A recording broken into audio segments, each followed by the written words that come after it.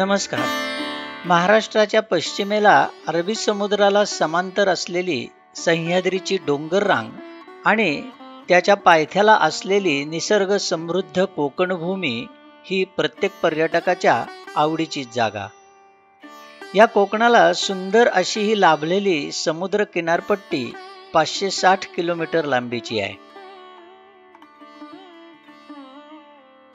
याच्या किनाऱ्याने असलेलं प्रत्येक गाव निसर्गरम्य आहे. जसं त्यांना पौराणिक आणि धार्मिक महत्त्व आहे, तसंच इथल्या ऐतिहासिक सागरी किल्ल्यांनाही छत्रपती शिवरायांच्या पराक्रमाचे साक्षीदार म्हणून तेवढंच महत्त्व आहे. त्यातलेच जलदुर्ग साखळीतले हे कुलाबा, रेवदंडा, कोर्लाई आणि पद्मदुर्ग किल्ले.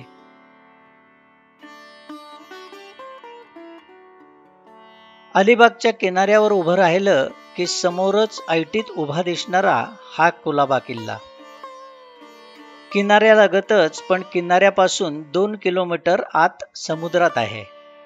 हा किल्ला ज्या बेटावर आहे त्याची एक गंमत आहे. भरतीच्या वेळेला हा आपल्याला अथांग पाण्यात लांबवर दिसतो, पण समुद्राला पूर्ण ओहोटी झाली की यावर आपल्याला पायी चालत जाता येतं, कारण तो समुद्र सपाटीला समतोल आहे. 15-20 मिनिटं चालत किंवा घोडागाडी करून आपण इथे जाऊ शकतो. इथपर्यंत चालत जाणं हा एक अविस्मरणीय अनुभव आहे. 1-2 तासात पुन्हा समुद्राला भरती यायच्या आत संपूर्ण किल्ला पाहून आपण आरामात पुन्हा किनाऱ्याला चालत येऊ शकतो. अलिबाग तालुक्यातली ही किनारपट्टी अष्टागर या नावाने ओळखली जाते. छत्रपती शिवरायांनी जे जुने किल्ले दुरुस्त करून मजबूत केले त्यापैकीच हा एक किल्ले कुलाबा. 1662 साली त्यांनी कुलाबा किल्ला मजबूत केला. ह्या किल्ल्याला मुख्य नौदल स्थानक बनवले होते. 1790 मध्ये इथल्या बऱ्याच इमारतींचा नाश झाला. किल्ल्यावर गेल्यावर पश्चिमेकडे अथांग पसरलेला अरबी समुद्र, तर अलिबाग किनाऱ्यावर पसरलेली सोनेरी पुळण हे विलोभनीय दृश्य आपल्याला इथून पाहायला मिळतं. शेकडो वर्ष लाटांचा मारा सहन करीत अजूनही हा असा दिमाखात उभा आहे. किल्ल्याचं बांधकाम करताना दगडांमधील फटीत चुना भरलेला नाही. आज शेकडो वर्षांनंतरही सतत लाटांचा मारा होत असूनही तटबंदी टिकून आहे. किल्ल्याच्या प्रवेशद्वारावर मोर, हत्ती, हरण, कमळ, शरभ अशी सुंदर शिल्प कोरलेली आहेत. प्रवेशद्वारातून आत गेल्यावर भवानी मातेचं मंदिर आहे.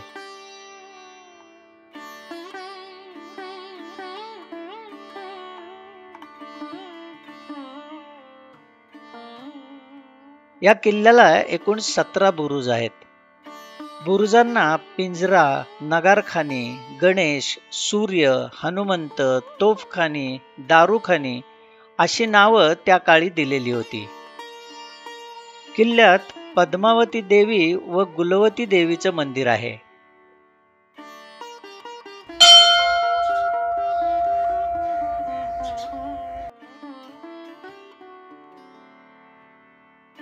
आता ह्या गणपती मंदिरातली मूर्ती संगमरवरी असून ती उजव्या सोंडेची आहे.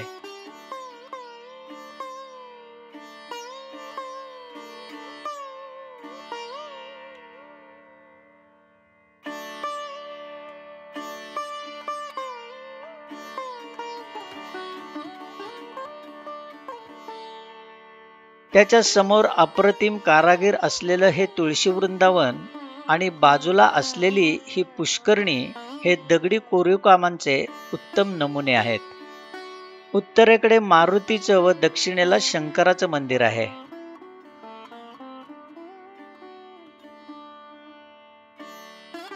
गर्दी नसताना इथली शांतता अवर्णनीय आहे. मंदिराच्या परिसरात पांढऱ्या चाफ्याच्या झाडाखाली क्षणभर विश्रांती घेत तटाला धडक्या देणाऱ्या लाटांच्या आवाजाची लय ऐकत बसणं हे केवळ सुख असतं.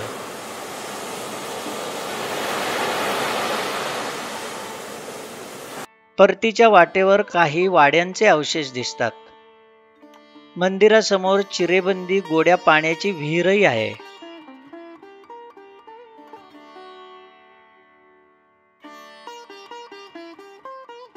किल्ल्यात त्या काळात नवीन जहाजांचे बांधकाम आणि दुरुस्तीची कामं केली जात असत.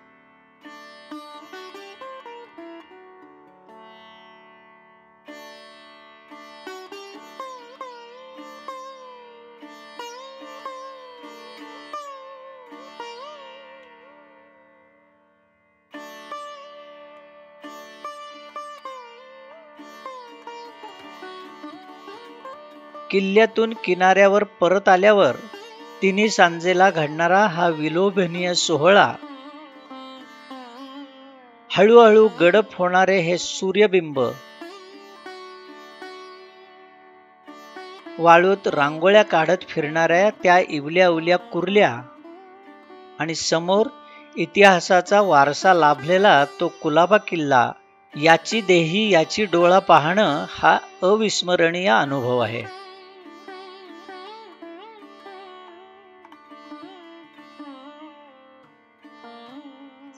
अलिबाग किल्ला पाहून अलिबाग पासून दक्षिणेकडे 17 किलोमीटरवर रेवदंड्याचा समुद्र किनारा आहे. इथल्या समुद्र किनाऱ्यावर काळसर रंगाची वाळू पसरलेली आहे. सह्याद्रीच्या मुळशी तालुक्यातून जाणाऱ्या तामिणी घाटाच्या परिसरातून कुंडलिका नदीचा उगम होतो. ही नदी अरबी समुद्राला जिथे मिळते त्या कुंडलिकाच्या खाडीच्या मुखावर रेवदंडा हे गाव आहे. 6व्या शतकात या ठिकाणी समुद्री व्यापार वाढला होता. 10व्या शतकात निजामशाही राजवटीतलं हे एक महत्त्वाचं बंदर बनलं. 15व्या शतकात यावर पोर्तुगीजांनी राज्य केलं आणि 1740 मध्ये हा किल्ला मराठ्यांनी स्वराज्यात आणला. नंतर 1806 मध्ये हा किल्ला ईस्ट इंडिया कंपनीच्या ताब्यात गेला. हा किल्ला म्हणजे सुमारे 5 किलोमीटरच्या तटबंदीत संपूर्ण रेवदंडा गाव वसलेला आहे. आता बराचसा तटबंदीचा आणि किल्ल्याचा भाग खाजगी मालमत्तेत असल्यामुळे आपल्याला सर्वच काही पाहता येत नाही. गावात येणारा मुख्य रस्ता मात्र तटबंदी फोडून बनवलेला आहे. आता या किल्ल्याचे अवशेष अगदी थोडे आणि जीर्ण अवस्थेत असले तरी त्यावरून त्या सत्तांच्या काळातील वैभवाची कल्पना आपण करू शकतो. किल्ल्याच्या परिसरात प्रवेश करण्यासाठी कोणताही योग्य असा रस्ता नाहीये. अनेक वाटा या खाजगी मालमत्तेतून जातात. या किल्ल्यात 7 मजली टेहळणी मनोरा होता, त्यापैकी आता फक्त 4 मजले उरलेले आहेत. आता हा परिसर पुरातत्व विभागाने संरक्षित केलेला आहे आणि सकाळी 9 ते संध्याकाळी 5 पर्यंतच आपल्याला पर्यटक म्हणून इथे जाता येतं. मुख्य प्रवेशद्वारावर पोर्तुगीजांचं राजचिन्ह कोरलेलं दिसतं. समुद्राच्या अगदी किनाऱ्यावर असलेली तटबंदी आणि त्या खालचा भुयारी मार्ग, त्याला असलेली बंद 6 तोंड, अशा गोष्टी आजही आपल्याला पाहायला मिळतात. इथे काही तोफा, चर्चचे अनेक अवशेष, घरांची वाड्यांची भग्न ज्योती आणि अनेक पडके अवशेष आपल्याला दिसतात. समुद्राच्या किनाऱ्यावर पुळणीतून मात्र या किल्ल्याची पूर्ण कल्पना करता येते. आता हे सारे ऐतिहासिक आणि सत्तांतरांचे अवशेष आपल्याला शेवटच्या अवस्थेत पाहायला मिळतात. अजूनही शहरीकरणाचा भयंकरपणा इथे आलेला नाही. इथली माणसं कोकणी संस्कृतीचं उदाहरण आहे. इथे अजूनही आलेल्याचं आदरातिथ्य होत असतं.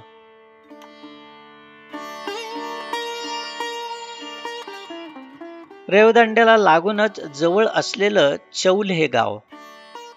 आजही या परिसरात चौलचा उल्लेख चौल रेवदंडा असा एकत्रित होत असतो. इतिहासाच्या प्रदीर्घ कालखंडात इथे अनेक देशी परदेशी सत्ता, व्यापारी, प्रवासी विविध भाषा, लिपी यातून इथली संस्कृती बदलत गेलेली आहे. जमिनीखाली काळाचे अनेक थर डोक्यावर घेत गाडल्या गेलेल्या प्राचीन संस्कृतीचे इथे अवशेष आहेत. 2000 वर्षापूर्वींच्या या प्राचीन बंदरातून इजिप्त, ग्रीस, आखातातील काही देश आणि अगदी चीनपासून आंतरराष्ट्रीय व्यापार इथे सुरू होता. चौल हे त्यावेळी जगाच्या नकाशावर भरभराटीला आलेलं नगर होतं.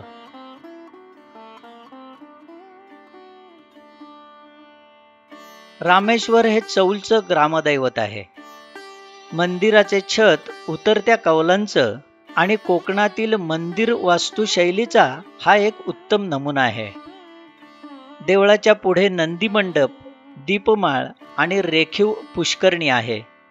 या तळ्यात आपल्याला अनेक कासवं फिरताना दिसतात. आता रेवदंड्याहून पुढे मुरुडच्या रस्त्याने 6-7 किलोमीटरवर कोरलाई हे गाव आहे. या गावातून जवळ असलेल्या कोरलाईच्या किल्ल्यावर आपल्याला जाता येतं. इथून समुद्राचं असं सुंदर दृश्य आपल्याला पाहता येतं. गाडी रस्त्याने इथे जाणं सोपं आहे. कोरलाई गावातून येणारा रस्ता या दीपगृहाच्या दारात संपतो. कोरलाई टेकडीच्या उतारावर हे 1955 मध्ये दीपगृह बांधण्यात आलं. भारत सरकारच्या जलमार्ग मंत्रालयाच्या अखत्यारीतलं हे दीपगृह परवानगीने आपल्याला बघता येतं. या दीपगृहाच्या गॅलरीतून समुद्राचं दिसणारं दृश्य आपले पाय खिळवून ठेवतं. इथून आपल्याला जंजिरा किल्ल्याचंही दर्शन होत असतं. दीपगृहाच्या मागच्या या वाटेने चालत जाऊन आपण कोरलाई किल्ल्यावर पोहोचतो. हा किल्ला 1521 मध्ये पोर्तुगीजांनी अहमदनगर सल्तनतच्या परवानगीने बांधला होता. टेकडीचा वरचा भाग बुरुजांनी वेढलेला आहे. किल्ल्यात असलेल्या वास्तू पोर्तुगीज शैलीच्या आहेत. किल्ल्याच्या मध्यभागी आणि सर्वात उंच भागात असलेल्या प्रवेशद्वारावर हे 3 पोर्तुगीज शिलालेख आहेत. आता हा कोरलाईचा किल्ला पाहून दक्षिणेकडे सुमारे 30 किलोमीटर अंतर गेल्यावर मुरुडच्या समुद्रकिनारी आपण पोहोचतो. लांबलचक सुंदर पांढरी पुळण ह्या किनाऱ्याला लाभलेली आहे.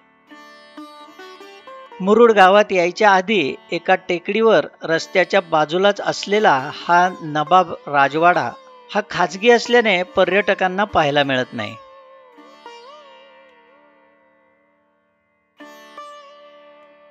मुरुडच्या जवळच्या टेकडीवर असलेलं हे ईदगाह ठिकाण, इथून आपल्याला समुद्राचं आणि मुरुड गावाचं सुंदर दृश्य पाहता येतं.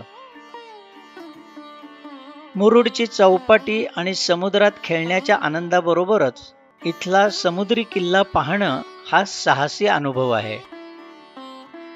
मुरुडच्या किनाऱ्यावरून समोर समुद्रात दिसणारा हा पद्मदुर्ग पाहायला आपल्याला बोटीतून जावं लागतं. पद्मदुर्ग उर्फ कासा हा मध्ययुगीन जलदुर्ग आहे.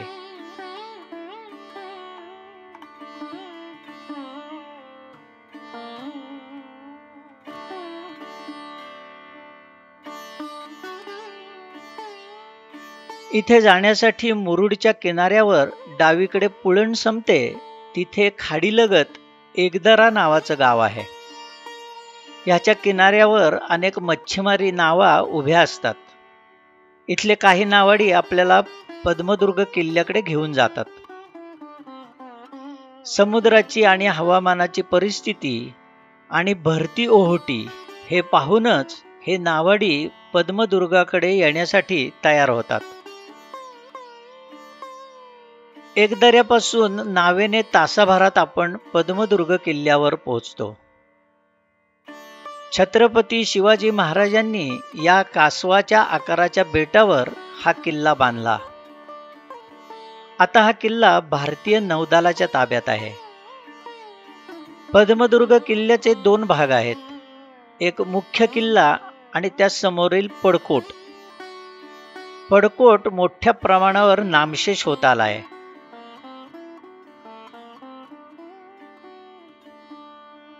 मुख्य किल्ल्याची तटबंदी बऱ्यापैकी शाबूत आहे. मुख्य दारासमोरचा मोठा बुरुज तग धरून उभा आहे.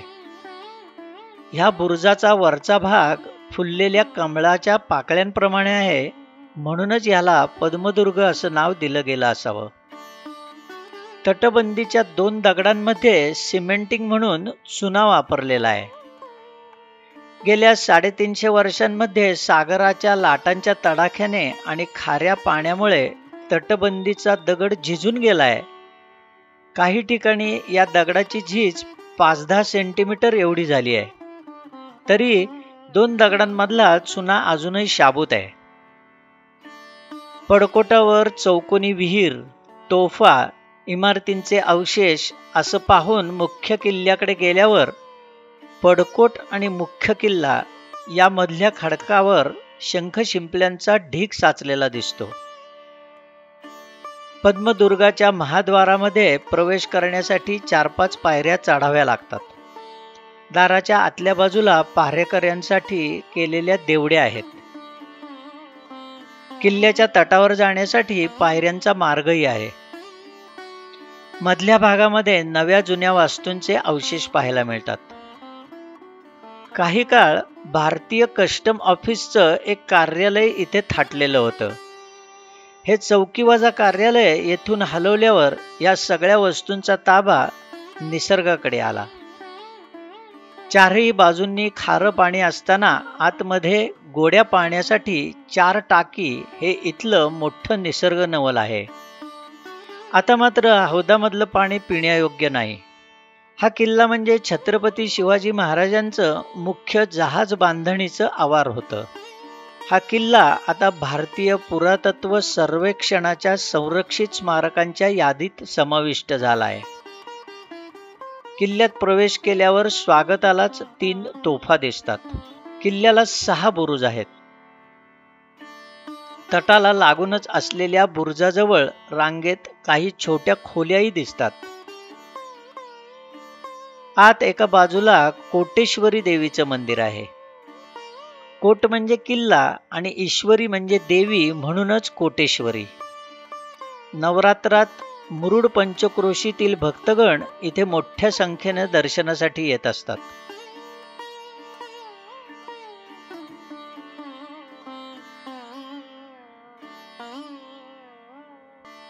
गेल्या शेकडो वर्षांपासून हे सागरी किल्ले छत्रपती शिवाजी महाराजांच्या पराक्रमाची साक्ष देत इथे उभे आहेत. आता मात्र या किल्ल्यांची अवस्था एखाद्या ओसाड गूढ जागेसारखी बनली आहे. बुरुजांवर अरबी समुद्राच्या लाटा आपटून दगड झिजले आहेत, तरी चुन्याचा दर्जा अजूनही शाबूत आहे. सुट्टी लागली की शेकडो पर्यटक इथे हजेरी लावून जातात. पुन्हा सारा परिसर रिकामा होतो. पुन्हा पश्चिमेचा सागर गाजू लागतो. त्याची रुद्रावर्तनं सुरू होतात आणि हे दुर्ग पुनश्च ध्यानस्थ होतात.